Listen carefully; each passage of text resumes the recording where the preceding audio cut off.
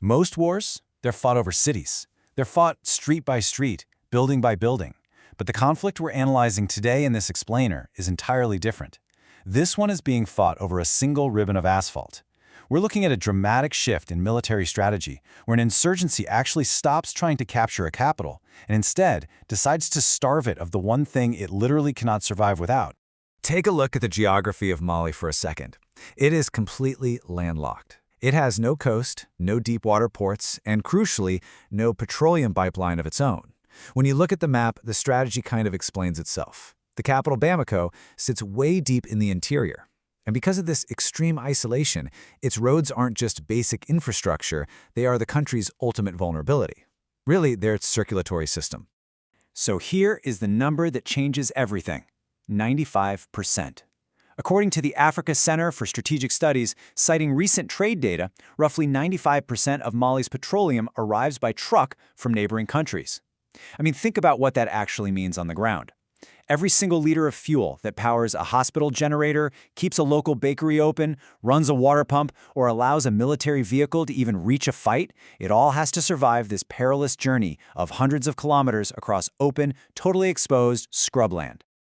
To put that massive dependence into perspective, just look at the sheer value flowing through these three transport arteries to keep Bamako running. We're talking over $1.6 billion in goods from Côte d'Ivoire in 2024 alone, $1.3 billion coming through Guinea, and over $1 billion from Senegal in just the first 9 months of 2025. You know, an army can hold a capital city flawlessly, but they can still absolutely lose the war if these specific trade flows are severed. Part 1. JNIM's stranglehold begins. For years, armed groups mainly attacked military outposts, but by September 2025, the al-Qaeda-linked group JNIM realized a devastating tactical shift. They figured, why fight heavily armed troops for a city when you can just strangle the highway with way fewer men? Now, we have to look at the competing claims for how this started impartially. Al Jazeera reports that JNIM framed their blockade on towns like Kayes and Lioro du Sahel as a strict retaliation.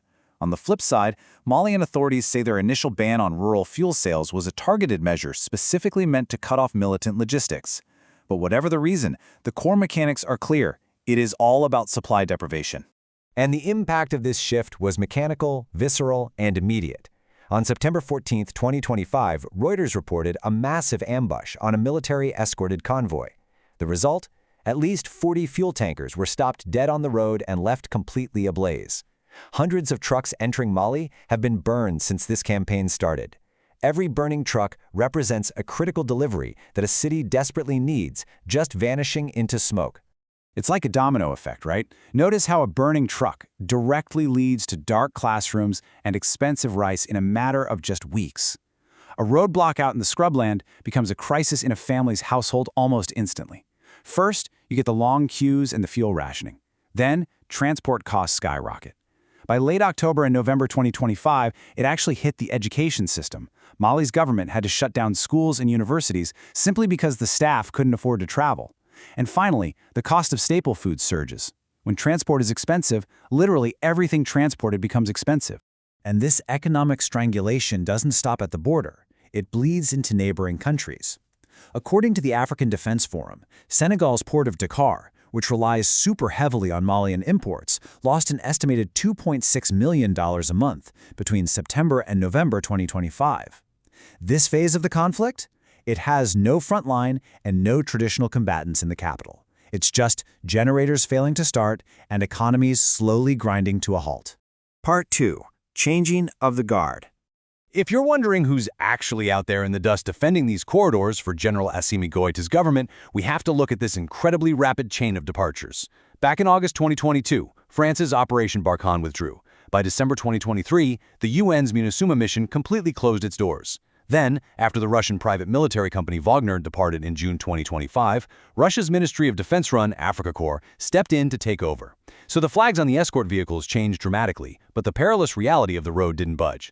Africa Corps basically inherited the exact same deadly escort duties the French army once held. Part 3. The Convoy War. By the summer of 2026, these highway escorts had completely transformed from just a logistical necessity into the absolute center of gravity for the entire conflict. These key incidents, reported by Reuters and the Associated Press, really reveal the immense scale of this convoy war. On July 9th, a massive convoy carrying over 200 Russian Africa Corps fighters and 100 Malian soldiers was attacked near Anefis. The fighting was so intense, it actually drew in air support from neighboring Niger. And just 9 days later, on July 18th, another logistics convoy traveling from Anefis to Gao was ambushed near Tabankort. Now, as with any conflict, the narrative splits depending on who you ask, and it's our job in this explainer to lay out these disputed claims exactly as they are reported. For that Tabankort ambush, there are two totally opposing realities. The Azawad Liberation Front and JNIM claimed joint responsibility, publicizing what they described as great human and material losses, including captured soldiers. Conversely, the Malian military acknowledged their partners were attacked alongside their troops, but they heavily disputed the casualty figures and maintained they retained the military initiative. Two completely different stories fighting for control over a single road. Part 4. The New Front Line. Let's step back for a second and look at the big picture mechanism of this war. It is a terrifying strangulation strategy where taking the road means you literally don't need to take the city.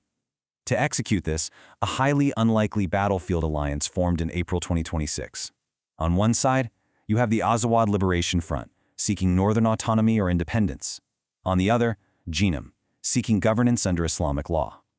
These are groups with fundamentally entirely incompatible visions for Mali's future. Yet, they united on the battlefield solely to bleed the Malian army and its Russian partners out there on the asphalt. Now, the government in Bamako is fighting back. Absolutely. Africa Defense Forum reported the state successfully escorted 940 supply trucks between Kayes and Bamako in a single week in late June 2026. But what's absolutely crucial to take away from this is that it proves every single fuel delivery is now a massive, heavily armed military operation. The state can push the trucks through for sure, but they are doing it at an incredibly high operational cost.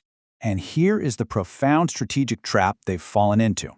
Wasim Nasser of the Sofan Center points out that Africa Corps actually had to pivot away from traditional counterterrorism operations just to force these fuel roads open. Their priority is to preserve the regime. When an army has to spend all its time and manpower escorting commercial trucks, it is an army that cannot actively pursue its enemies. Every single soldier guarding a fuel tanker is a soldier not fighting somewhere else. We also have to ground all this tactical talk in the very real, staggering regional human cost. The violence echoing from this instability is profound. Just for context, a French security assessment reported by CNN estimated that 600 civilians were killed by JNIM in a single attack in August 2024, while they were digging defensive trenches in neighboring Burkina Faso. That is the devastating scale of violence this entire region is absorbing as these factions battle for control. So, as we wrap up this explainer, I want to leave you with this stark reality to chew on. We've seen foreign armies come and go. We've seen strange alliances of convenience form out in the desert. But at the end of the day, the fate of Mali isn't being decided in a guarded fortress or some government building in Bamako. It is being decided right now, out in the dust, on a 2-lane highway that was never, ever built to be a front line. When a country's absolute lifeline is a single road, who really controls the country? The government that drives on it, or the forces that can shut it down? Thanks for exploring this with us today. Keep asking the big questions.